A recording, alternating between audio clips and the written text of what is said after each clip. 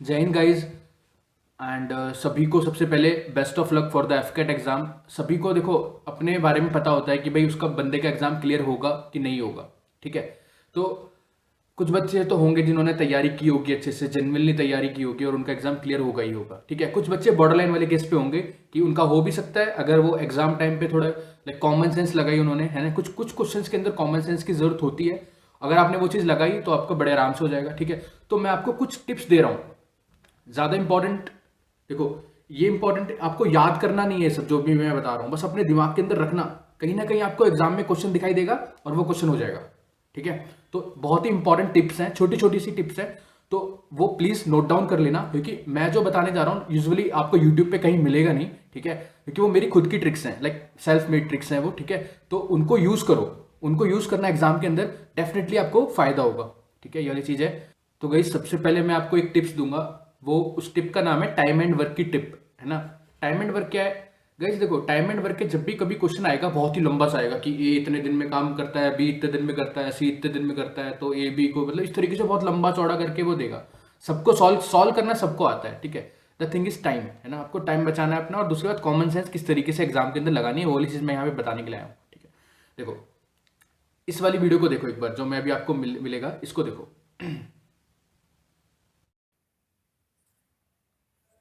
देखो गाइज, ये वाला क्वेश्चन है। ठीक है, इस टाइप के क्वेश्चन आपके एफकेट के एग्जाम में आते ही हैं। देखो क्या बोल रहा है, A B C can do a piece of work in 20, 24 and 30 दिन।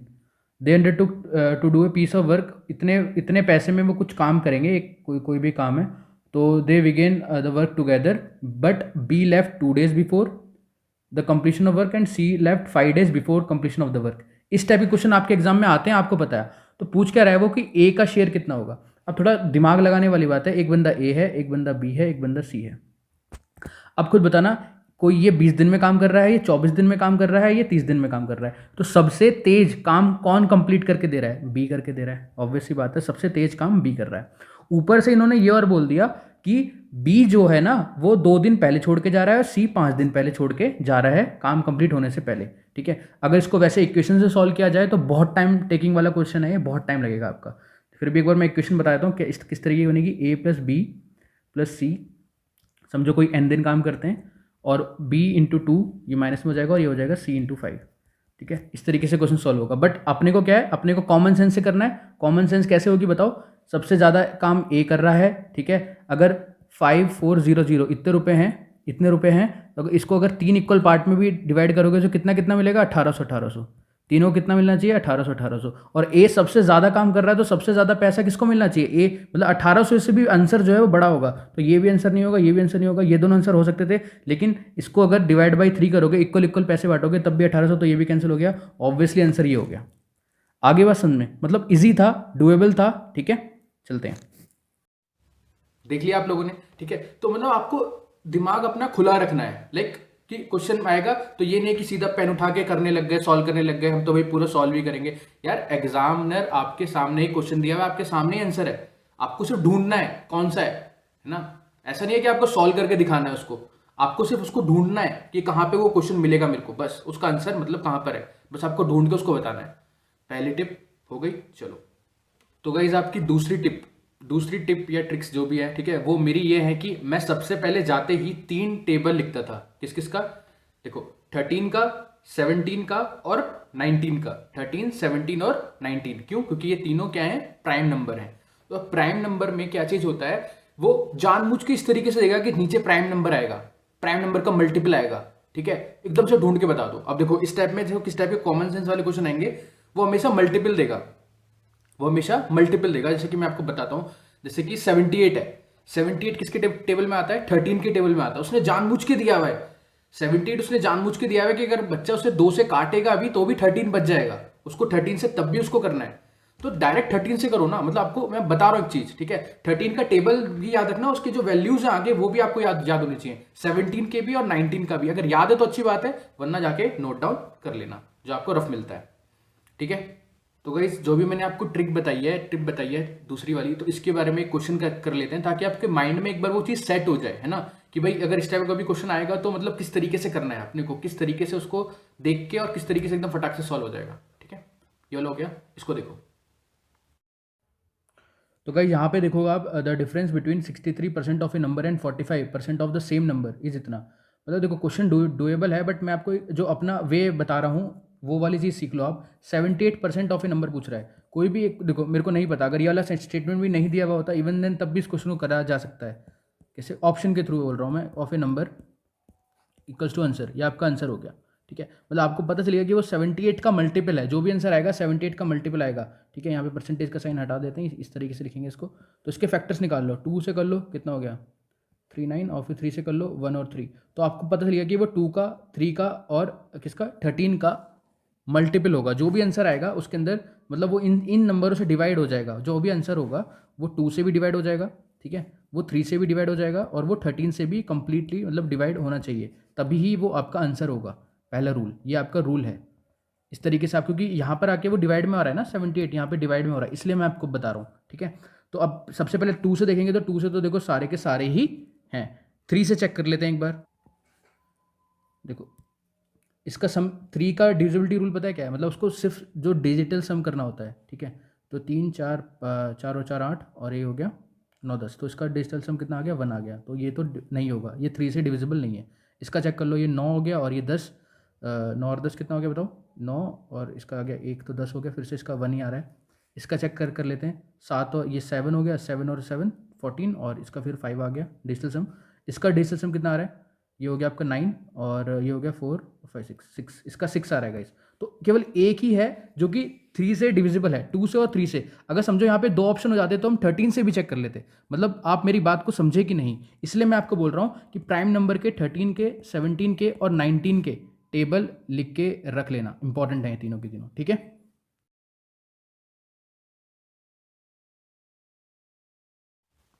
मेरे ख्याल से आपको दोनों टिप समझ में आ गई होंगी। अब है तीसरी टिप। तीसरी टिप का मतलब मैं ये बोलूंगा, दिमाग खुला। अपना जब भी कभी भी एग्जाम देने के लिए जा रहे हो, दिमाग को खुला रखो। मतलब उसको बांध के मत रखो कि बस मेरे को इतना ही करना है, इतना ही करना है, ये वाली चीज़ नहीं होनी चाहिए। कितने अटेम्प्ट करने हैं ये सब मत सोच के जाओ। आपको वहीं पर ही अटेम्प्ट सोचना है कि भाई पेपर का लेवल किस टाइप का है और कितनी कट ऑफ जाएगी, वो सब आपको पता ही है, मतलब फिक्स है।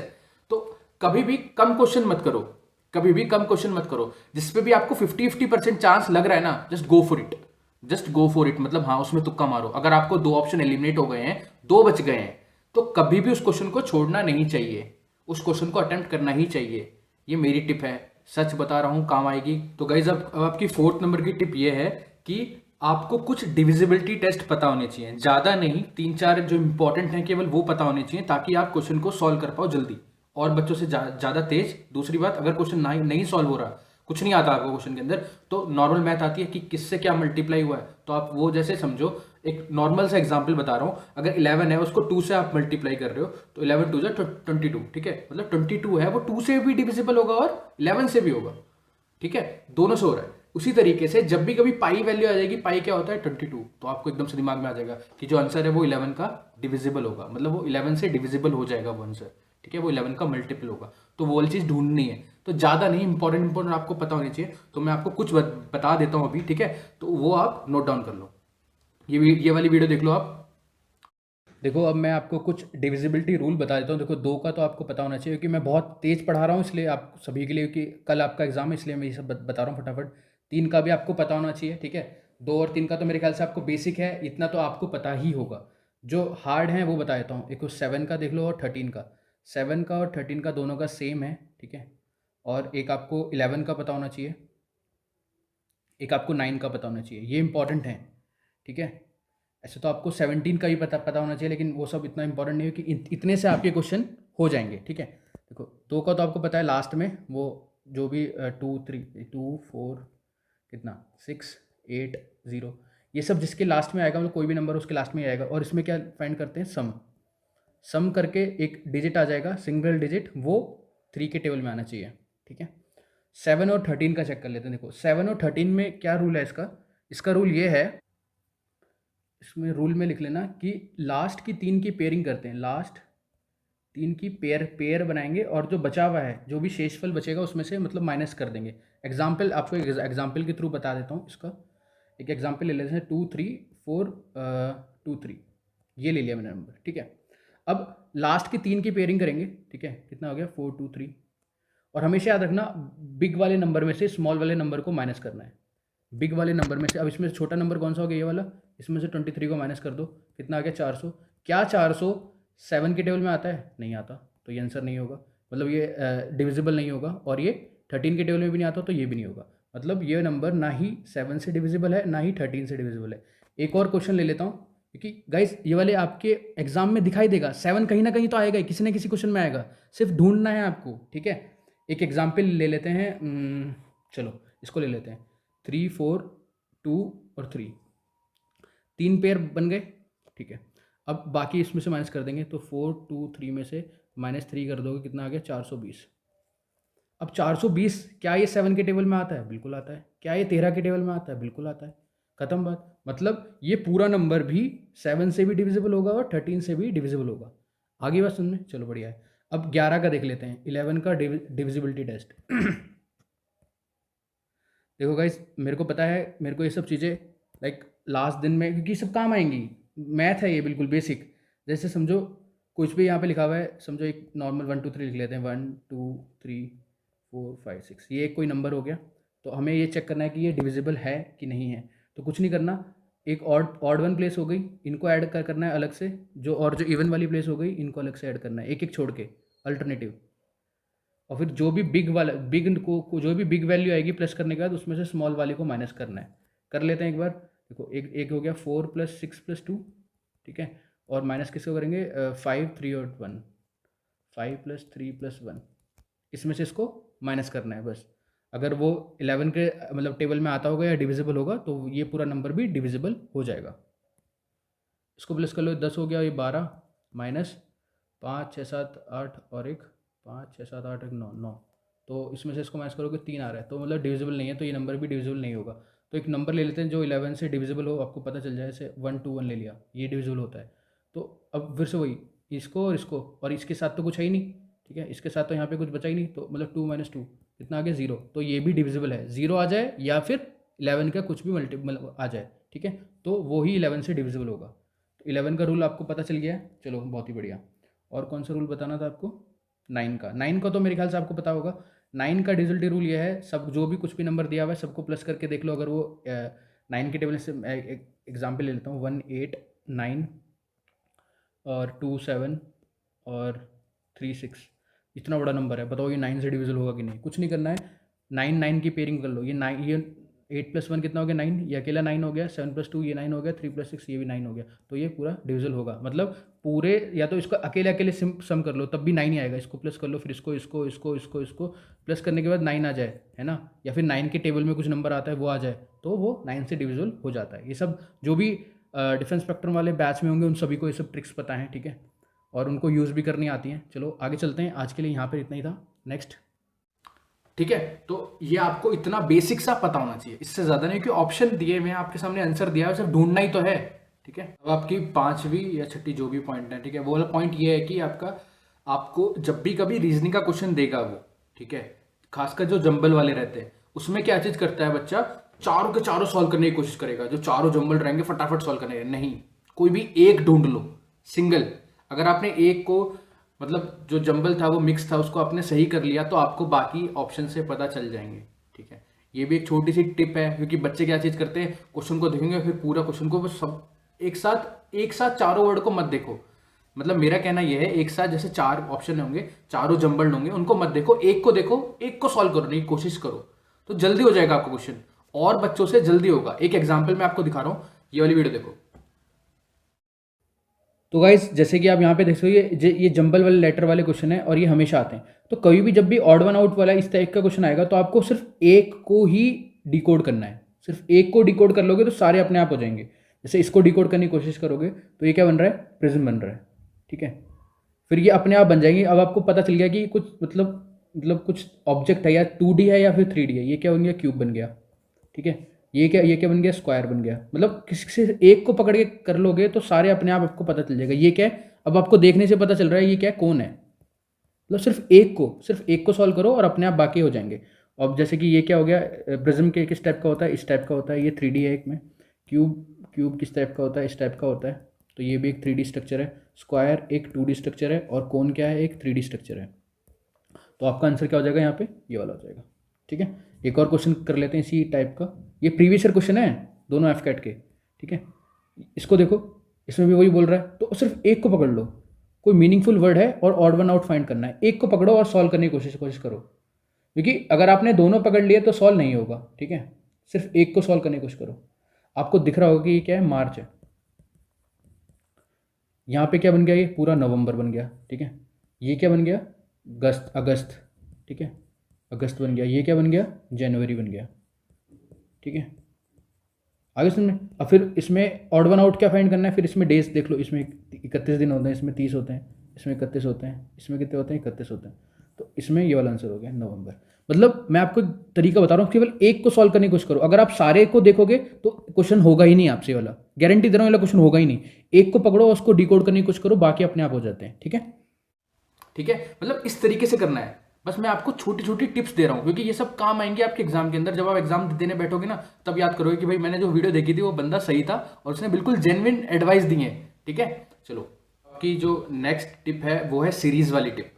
जब भी कभी भी सीरीज में वो क्वेश्चन दे रहा है, ठीक है, मतलब वो जैसे सीरीज के क्वेश्चन आपने देखे होंगे एफकेट के अंदर आते हैं, तो लास्ट वाले में ब्लैंक दे देगा, किसी बीच वाले नंबर में ब्लैंक देगा। हमेशा याद रखना, 3 ही क्वेश्चन है सीरीज के। एफकेट में ज्यादातर तीसरा वाला जो प्रोसेस है वो वाला पूछा जाता है। कौन सा, 2 सीरीज को मिक्स करके देगा वो, हमेशा 2 सीरीज को क्या देगा वो, मिक्स करके देगा। उसके बाद वो क्वेश्चन फ्रेम करेगा ताकि बच्चा कंफ्यूज हो जाए, वरना जो अगर सिंगल रहेगी तो वो जल्दी सॉल्व हो जाएगी। बस हम एफकेट के अंदर क्या होगा, हमेशा वो 2 सीरीज को मिक्स करके देगा। उसके अंदर एक ही, मतलब सीरीज के अंदर 2 सीरीज होंगी अल्टरनेटिव, ठीक है। एक क्वेश्चन करवा देता हूँ ताकि आपके माइंड में एक चीज हो जाए, तो ये वीडियो देखो। तो गाइस देखो, सीरीज के 2 क्वेश्चन आते हैं, ये एक टाइप 1 है, टाइप 2 है, ठीक है। दोनों टाइप के आपके क्वेश्चन आ रहे हैं, दोनों एक एक करवा देता हूँ। पहले ये वाला क्वेश्चन करेंगे हम लोग। देखो, जब भी आपको कैसे लगेगा कि भाई पहले ये इंक्रीज हुआ, फिर थोड़ा इंक्रीज हुआ, फिर एकदम से इंक्रीज हो रहा है, मतलब जो अगर ग्राफ देखेंगे तो इसका इंक्रीमेंट किस तरीके से हो रहा है, इस तरीके से। तो कभी भी अगर इंक्रीमेंट इस तरीके से होता है तो हमेशा वहाँ पे मल्टीप्लाई वाला फैक्टर काम कर रहा है, मतलब कुछ ना कुछ मल्टीप्लाई कर रहे हैं, तभी ऐसा हो रहा है। देखो, 4 से 4 आ गया तो यहाँ पे मल्टीप्लाई क्या हो रहा है, 1 हो रहा है। यहाँ पे कितना मल्टीप्लाई हो रहा है, इंटू 3, क्योंकि 4 3 जा 12। अब 12 कितना, 5 जा 60। अब 60 कितना जा 42, मतलब 6 के टेबल में 42 का बाद है 7 जा, तो 6 7 जा कितना हो गया 42। तो आपको बोलेगा कि इसमें भी कुछ मल्टीप्लाई ही होगा, इसमें भी कुछ मल्टीप्लाई ही होगा, कुछ भी हो सकता है। देखो यहाँ पे 1 3 5 9, सॉरी 7 है, तो यहाँ पे क्या आ जाएगा, 9 आ सकता है। तो अब अब मैं किस तरीके से करता, 42 0 इंटू कुछ भी, तो आपका आंसर आना है। तो ये कितना हो गया, इसका डिजिटल सम कितना हो गया, 6 हो गया। मतलब कि वो 6 से डिविजिबल होगा, 6 से या फिर 2 या 3 से, दोनों से डिविजिबल होगा। अगर नहीं आ रहा है आपको इस तरीके से करना, तो 420 के फैक्टर कर लो, पहले 2 से कर लो, तो 2 तो आ ही रहा है और 3 भी आएगा इसके अंदर, ठीक है। 2 और 3 दोनों आ रहे हैं। तो अब 2 और 3 से कौन कौन से डिविजिबल हो जाएगा, ये नहीं होगा, क्योंकि इसके लास्ट में 5 आ रहा है, ये भी नहीं होगा, ये भी नहीं होगा, केवल आंसर ये हो गया। मतलब मैं इस तरीके से करता, नहीं आ रहा आपको समझ में तो अच्छी बात है, क्योंकि ये कॉन्सेप्चुअल है थोड़ा सा, क्योंकि इसको टाइम लगेगा सीखने में। बट आप इस तरीके से कर लो, 420 को सीरीज से कर लो, 9 से कर लो, तो 0 यहाँ पे कितना आ गया 8, फिर ये हो गया 37, ठीक है। तो ये आंसर आ गया। इस तरीके से भी क्वेश्चन को करा जा सकता था, ठीक है। चलिए आगे चलते हैं, ये वाला क्वेश्चन और करो। जब भी कभी भी इस टाइप का क्वेश्चन देगा ना, जहाँ पे वैल्यू आपको पता चल रहा है कि एक बार बढ़ी, एक बार इंक्रीज हो रही है, फिर डिक्रीज हो रही है, फिर इंक्रीज हो रही है, फिर डिक्रीज हो रही है, तो इसमें 2 सीरीज मिक्स होती है। इस टाइप के क्वेश्चन ज़्यादा आते हैं एफकेट के अंदर, ठीक है। तो आप इसको देखो, इसको देखो और इसको देखो, फिर इसको देखो, इसको देखो और इसको देखो, इस टाइप के क्वेश्चन होते हैं, ठीक है। तो यहाँ पे कितना इंक्रीमेंट हो गया, 2 का, यहाँ पे भी 2 का इंक्रीमेंट हो रहा है, यहाँ पे भी, क्योंकि 13 से 15 तक 2 का इंक्रीमेंट हो रहा है। यहाँ पे कितना इंक्रीमेंट हो रहा है, 2 का, और फिर यहाँ पे कितना इंक्रीमेंट होगा, 2 का ही होगा, कि जब यहाँ पे यहाँ पे यहाँ पे यहाँ पे यहाँ पे, तो यहाँ पे भी 2 का ही होगा, तो कितना आएगा 16 आंसर आ जाएगा इसका, ठीक है। इस टाइप के क्वेश्चन ज़्यादा आते हैं एफकेट के अंदर। चलो ठीक है, देख लिया आप लोगों ने, चलो बढ़िया। तो इस तरीके के आपके मतलब माइंड के अंदर रहना चाहिए कि भाई हाँ, इस तरीके से भी क्वेश्चन को करा जा सकता था, इस तरीके से भी क्वेश्चन को करा जा सकता है। आंसर सामने लिखे हमें सिर्फ ढूंढना है, सॉल्व करके नहीं देना। 10 बार बता दिया आपको, ठीक है। रीजनिंग की एक लास्ट जो टिप है वो ये है, ABCD सीधा लिखना Z तक, फिर Z से मतलब उधर से फिर ABCD, फिर से Z तक, क्योंकि कई सारे क्वेश्चन होंगे जो कि आप जल्दी कर लोगे। जब आपको रफ पेज मिलता है उस पर ये सब जाते ही लिख लेना। मेरे को पता है कुछ बच्चे यहाँ पे नीचे कमेंट करेंगे कि सर लिखने नहीं देते, बिल्कुल नहीं लिखने देते हैं वो लोग, ठीक है। बट थोड़ा कॉमन सेंस लगाना, जब कोई दूर चले जाए तो पीछे कहीं लिख लिया फोल्ड करके, है ना, ताकि उनको दिखाई ना दे बस, है ना। क्योंकि कुछ बच्चे यहाँ पे कमेंट करने वाले मुझे पता है कि सर वो अलाउ नहीं करते, ये वो कोई भी अलाउ नहीं करता है, ठीक है। तो आपको खुद से ही वो लिखने पड़ेंगे। और वही जैसे मैंने बताया था किसका, 13 का और 17 का और 19 का टेबल भी अगर नहीं याद है तो लिख लेना, वो भी इंपॉर्टेंट है। 2 चीज़ हो गई, और क्या था, इतना आप लिख के, और 1 2 3 ABCD के ऊपर 1 2 3 4 5 6 इस तरीके से एंड तक लिख के रखना अपने पास। ये सब चीज़ें हैं जो कि आपके टाइम सेवर हैं, जो आपके टाइम को सेव करेंगी, ठीक है। चलिए, तो मैथ्स और रीजनिंग में जितना मेरे को लगता था वो मैंने आपको बता दिया है। अब दूसरे सब्जेक्ट्स की बात कर लेते हैं। अब बात करते हैं इंग्लिश की। सबसे पहले इंग्लिश की बात करते हैं। इंग्लिश में आपको कोई भी एक भी क्वेश्चन छोड़ने वाला नहीं है, लाइक नन ऑफ देम। क्यों? क्योंकि आपको ऑप्शन को एलिमिनेट करना आना चाहिए। मैंने कई बार बताया हुआ है कि किस तरीके से क्वेश्चन को करते हैं। वो जानबूझ के इस तरीके से पॉजिटिव, एक तो पॉजिटिव नेगेटिव कॉन्सेप्ट, अगर किसी ने नहीं देखा अब तक, मैं डिस्क्रिप्शन में एक वीडियो का लिंक दे दूंगा कि पॉजिटिव नेगेटिव कॉन्सेप्ट क्या है, उससे क्वेश्चन कैसे होते हैं। दूसरा है कहानी कॉन्सेप्ट, ठीक है। एक वीडियो और दो वीडियो है इंग्लिश की जो मैं दूंगा आपको, वो दोनों की दोनों आपको देखनी है। उससे क्या आपका ईडियम एंड फ्रेजेस कंप्लीट हो जाएंगे, जिसको नहीं आता, ठीक है। जिसको नहीं आता मैं उनके लिए बता रहा हूँ। और दूसरा पॉजिटिव नेगेटिव से क्या चीज़ हो जाएगा, सिनोनिम और एंटोनिम्स कवर हो जाएंगे। तो 2 वीडियो हैं, तो मैंने बहुत अच्छे से वो सब बना रखी है वीडियो, मैं यहाँ पे वो दोबारा से ऐड ऑन नहीं कर रहा हूँ, ठीक है। तो आप वो 2 वीडियो मैं डिस्क्रिप्शन में दूंगा आपको, या तो फिर टेलीग्राम में नीचे ज्वाइन कर लेना, उसमें आपको मिल जाएगी, आराम से जाके उसको देखना। और रही बात जीएस की, जीएस में जिसने पढ़ा है वही क्वेश्चन को कर पाएगा, वरना तो आप नहीं कर पाओगे, नॉलेज से होगा वो, ठीक है। तो गाइस आपको सारी चीज़ें पता चल गई हैं, तो ऑल द बेस्ट सभी को। अच्छे से एग्जाम देना, अपने दिमाग को थोड़ा फ्रेश रखना, ओपन रखना, खुला रखना, टेंशन लेने की ज़रूरत नहीं है। क्यों? क्योंकि आप सभी ने तैयारी करी है और आप सबका होगा, ठीक है। बस एक पॉजिटिव एटीट्यूड से जाना, बड़े आराम से हो जाएगा यार, इतना कोई टफ एग्जाम है नहीं है, ठीक है। सीडीएस को मैं एक बार के लिए मानता कि भाई वो एक लेवल का एग्जाम होता है, but this is the exam of knowledge. वो नॉलेज चेक कर रहे हैं, बच्चे का पेशेंस चेक कर रहे हैं, ठीक है। वो बैठ के कितने क्वेश्चन कर पा रहा है कितने टाइम में, तो वो चीज़ चेक हो रही है यहाँ पे, और कुछ नहीं है।